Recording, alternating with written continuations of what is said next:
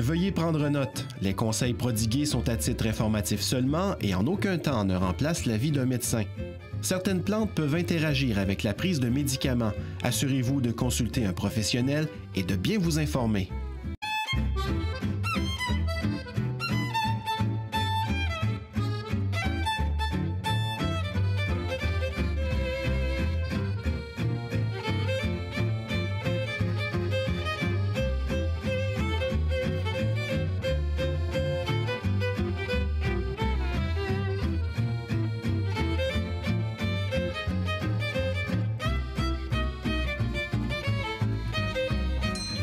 Mon calme avec ses poumons. C'est trop hot, hein? Ah, j'aime ça, là. Hey, la lettre, oui. Les Augustins étaient reconnus pour leurs produits d'érable, donc c'est ça.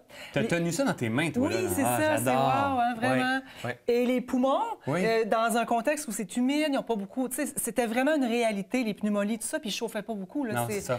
C'était complètement différent dans le temps. Mais est-ce que mon calme aurait pu guérir ses poumons avec des huiles essentielles qu'on retrouve aujourd'hui? C'est une bonne question. Ouais. Il n'aurait pas été dans cette forme-là, mais ils prenaient déjà des plantes aromatiques en inhalation. Même au musée du monastère, ils ont un inhalateur. Ça veut dire que c'est comme un petit récipient. Et il y a comme un petit cornet ici. On met les plantes aromatiques dans le fond, on met la bouche et on respire. Ça existe encore, ça, aujourd'hui? Ben, on n'en retrouve pas pour le moment. Mais en fait, la façon qu'on peut l'utiliser sans avoir nécessairement l'inhalateur, moi, ce que j'ai trouvé, c'est vraiment de le faire avec un bol d'eau chaude. L'idée, bronchite, pneumonie, vraiment où on sent gripper, tout ça, on a besoin d'aller nettoyer. On tousse, puis la couleur du mucus, c'est jaune ou c'est coloré un petit peu. Début d'infection. Hyper belle façon d'aller respirer les huiles essentielles en ajoutant de l'eau chaude. Je vais te montrer ça, François, tu vas faire mon cobaye. Attention, pas de brûler. Donc, on prend de l'eau chaude, on fait bouillir. Il faut que ça boue comme ça. On prend des huiles essentielles, donc d'eucalyptus. L'eucalyptus est excellent pour les poumons. Désinfectant, antibactérien. Il va vraiment aller travailler où on a besoin qu'il travaille. On met 4 à 5 gouttes dans un bol d'eau chaude comme ça. Comme ça, oui. Et après ça, 1, 2, 3, 4. Ben, en fait, on peut en mettre 4, puis moi, après, je mets un petit peu d'huile essentielle de lavande. Pas plus que 6 gouttes, parce que tu vois, c'est quand même assez fort. Ah oui, hein? 4 à 6 gouttes. Là, on s'entend, c'est de l'eau chaude, ça, ici. C'est de l'eau chaude. Oui, quand même. Tu sais, il y a vraiment, peut-être qu'on ne voit pas à l'écran, mais il y a beaucoup de... Puis on va prendre la serviette. On prend la serviette ici. Oui, c'est ça. On met la serviette, on va aller se pencher au-dessus. François, tu te penches au-dessus, puis tu vas ouvrir la bouche pour respirer. Oui, c'est ça, hein? Mais ça sent dans la pièce, ça sent vraiment... Oh, ça passe, hein? Et l'idée, c'est de respirer doucement la bouche ouverte. Prendre que les gouttes qui sont dans les molécules qui sont dans les gouttes d'eau rentrent dans les poumons. Fait que normalement, on est à la maison, on fait comme ça, puis là, on fait comme ça, puis on respire pendant plusieurs minutes. On s'en va après la pause. On va après la pause. Mais est-ce que tu trouves que ça sent bon? La bouche... En fait, ça l'ouvre. Oui, exactement. C'est ça que ça fait, là. Exactement. Donc, vraiment. Tout de suite, c'est instantané, là. Ça fait longtemps que j'ai pas pris d'antibiotiques parce qu'au début, quand on sent ou on ressent quelque chose, tu peux directement aller porter les huiles où on... Encore plus efficace que par la bouche. OK. Vraiment. Donc, l'eau, il faut absolument qu'elle soit chaude, bouillie, pour dégager une vapeur pour que l'huile essentielle... Exactement. Rentre dans le nez. Exactement. Dans la chambre des enfants, il faut savoir qu'en bas de 2 ans, on n'utilise pas d'huile essentielle d'eucalyptus. On peut prendre la lavande. On ne met pas plus que 4 à 5 gouttes. Souvent, on pense que plus, c'est mieux. Non, c'est ça. C'est pas vrai. OK. Il y a Paracelse qui a dit, qui est un médecin philosophe qui a été connu dans les années 1400-1500, qui a dit « Le poison, c'est la dose. » Donc, si tu en mets trop, mieux, c'est comme pas assez. Exactement. Puis la SAQ a dit la modération bien meilleure. Oui, c'est vrai. Mais c'est un petit peu dans le même genre parce que faut pas en prendre trop. Il faut que ce soit juste assez et la dose est d'une capitale importance. OK. Rappelle-nous comment tu as mis d'eucalyptus. J'en ai mis 4 gouttes, puis j'ai mis 2 gouttes d'huile essentielle de lavande. OK. La lavande officinale ou la lavande lavandine. Il y a plusieurs sortes de lavande. OK. Intéressant. Et moi, dans ma pharmacie, c'est ceux que j'utilise beaucoup. On doit avoir ceux-là dans notre pharmacie. Ça prend ça. Quand on est fatigué, quand on a mal à la tête, goutte d'huile essentielle de lavande dans le bain. On peut mettre eucalyptus et lavande Toujours ensemble. le même nombre environ. Toujours dans le bain ou dans le bol. Dans le fond, c'est ça, exactement. Et on peut faire en inhalation aussi, inhaler des plantes ou du gingembre. Avec du gingembre. Oui, mais moi, ce que je fais dans ce temps-là, quand on sent vraiment qu'on est fatigué, que le système immunitaire est à terre et tout ça, puis qu'on a quelque chose au niveau des poumons, je prends le gingembre, je le coupe dans le chaudron, Puis là, je le fais bouillir. Tu fais une décoction. Oui, décoction, exact. Mais je le fais bouillir un peu plus, par exemple. Plus fort pour avoir au-dessus, puis respirer par la bouche. C'est important d'ouvrir la bouche en respirant pour que les molécules d'huile et de plantes aillent là. Donc, plantes aromatiques, c'est ce qu'ils faisaient aussi dans le temps avec l'inhalateur au niveau, tu sais quoi, je le sens encore. Oui, dans tes poumons. Et pourtant, j'ai fait pas 30 secondes. Là. Exactement. Je le sens encore jusqu'ici même. Là. Quand on est embarrassé puis qu'on a vraiment une bronchite ou on a vraiment une infection pulmonaire, là, on sent, ça nous fait tousser au début. On prend le temps, puis on apaise, puis on y va tranquillement. Puis, combien de temps? Jusqu'à temps qu'on soit tanné. C'est un peu ça. C'est environ 5 minutes, 5 à 6 minutes. Chez les enfants, en haut de 2 ans, bien, ça peut être un petit peu moins longtemps. C'est pas grave. L'idée, c'est que même de déposer le bol dans la chambre, les vapeurs vont rentrer aussi. Ça, c'est une façon de faire. L'autre façon d'utiliser les huiles essentielles, c'est aussi avec un diffuseur. Ah oui. C'est vraiment... J'utilise ça chez nous. Je m'en passerais plus. Non. Non, vraiment pas. C'est une façon de mettre les gouttes d'huile essentielle à l'intérieur. Il y a une petite cheminée ici. Ça diffuse dans la pièce. On le sent ici, on le sent vraiment. Moi, j'en ai partout, dans beaucoup de pièces. Donc, pour le sommeil, par exemple, des enfants, 4 gouttes d'huile essentielle de lavande, on peut mettre ça dans la chambre. Ça humidifie l'atmosphère aussi. Oui, ça pourrait, mais c'est pas assez fort. C'est pas comme un humidificateur. C'est pas assez fort. Non, c'est ça. C'est vraiment juste pour aller... En fait, c'est par vibration, puis les gouttes... On le sait quand on rentre à quelque part, tu sais, puis on fait...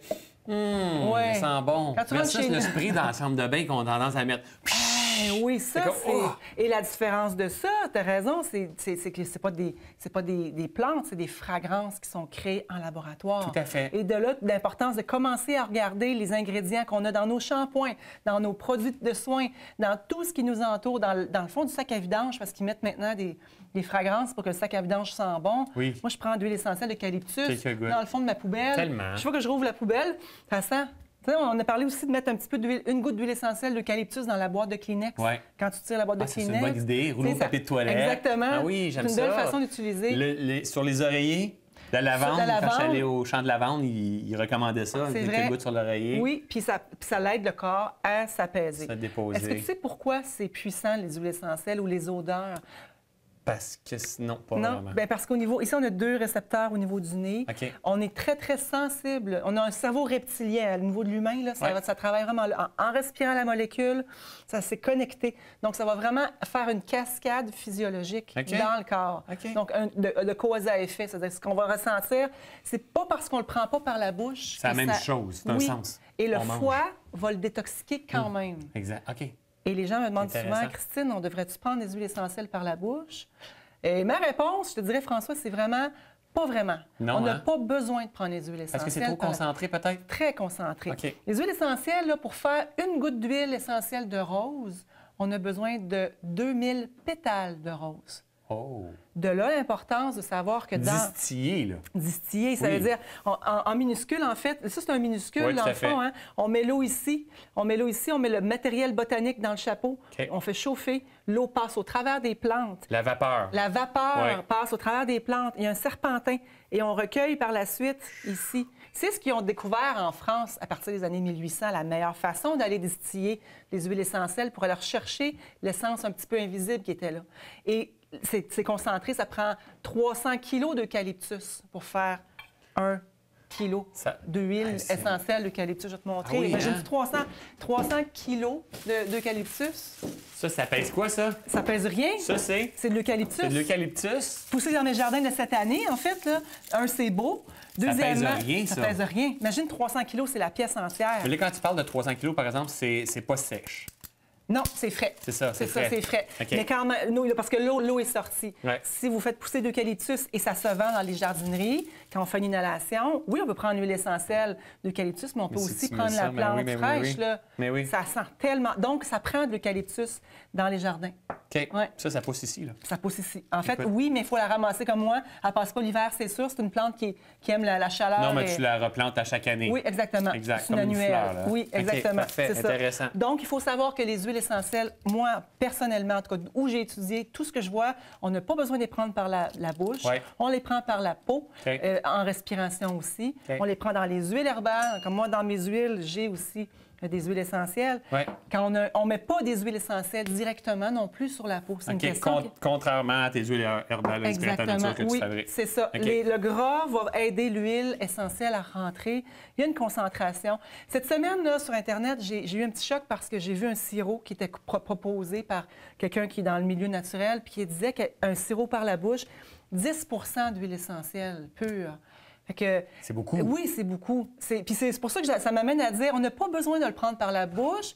On prend par la peau, par le nez, ça fait la job, ça fait le travail. Exact. On pense souvent que parce que c'est plus efficace, parce qu'on en a dans la... Non, pas nécessairement. Exactement. OK, intéressant ça. Donc, en inhalation, en bain sur l'oreiller pour les huiles essentielles. Ouais. Après ça, on peut faire inhaler les plantes. Ouais. Quand tu prends le diffuseur. Oui. Toi, François, as-tu commencé à prendre des bains? Moi, en fait, j'utilise le diffuseur chez nous. OK. Le bain régulièrement avec l'huile essentielle de lavande que j'ai, en fait. OK. Je mets de temps en temps du sel. Oui. Mais j'ai commencé aussi, parce que tu en avais déjà parlé, avec du bicarbonate de soude. Oui, qui est alcalin, donc alcalinisant. OK. On peut faire un mélange de bicarbonate de soude avec du sel d'Epsom. Et sel d'Epsom. Fait que tu peux tout mélanger ces trois-là ensemble. Exactement. Puis après, tu mets tes huiles essentielles dedans, puis une vingtaine de gouttes. Puis quand tu prends ton bain, bien, tu profites des bienfaits, non seulement du bicarbonate, mais aussi du sel. Oui. Ouais. OK. Fait que c'est l'aromathérapie. C'est comme si le bain de Cléopâtre aux herbes a un petit peu évolué. Oui, tout à fait. Mais on peut prendre des herbes dans le bain aussi. On peut prendre des herbes directement dans le bain. Oui, quand les enfants font de la fièvre, moi, j'aime beaucoup dire on peut prendre un petit sachet de camomille puis mettre dans le bain. C'est vrai? Oui. Tu sais, les petits bébés, tout ça. Bon, puis camomille, bien, c'est une plante qui est très, très douce. Calendule, c'est la même chose. On peut se faire un petit sachet dans le bain. En plus, tout ça, de mettre ça dans le bain. Oui, on peut faire aussi une infusion et la verser dans le bain. C'est vrai, on ne pense pas à ça, non, mais la réalité, c'est que toutes les propriétés sont là. Oui, pas cannelle, par exemple. Jamais cannelle. Non, la cannelle en huile essentielle, ça brûle la peau. Et sur le corps, c'est peut-être pas une bonne idée. Tu l'as essayé, c'est ça? Y a-t-il des contre-indications dans tout ça? Oui, il faut faire attention parce qu'il y a des huiles essentielles qui rentrent en contre-indication avec les médicaments, entre autres certains antidépresseurs. Par exemple, l'huile essentielle de citrus, de bergamote, de citron et tout ça, qui servent normalement à nous ramener dans l'humeur. Oui. Bien, c'est ça. Il y a une contre-indication au niveau des antidépresseurs. Fait qu'il faut y aller avec prudence, donc il faut consulter. Ah oui, c'est bon, c'est quand même, c'est ça. drôle parce que c'est antidépresseur, puis c'est de ceux-là qu'on aurait besoin, où on serait attiré plus. Il faut être un petit peu prudent. OK. Donc, il faut vraiment faire attention et il faut choisir aussi la dose. Chez les enfants ou chez les personnes âgées, c'est pas la même chose. OK. Fait qu'il y a vraiment une dose, une façon de les utiliser.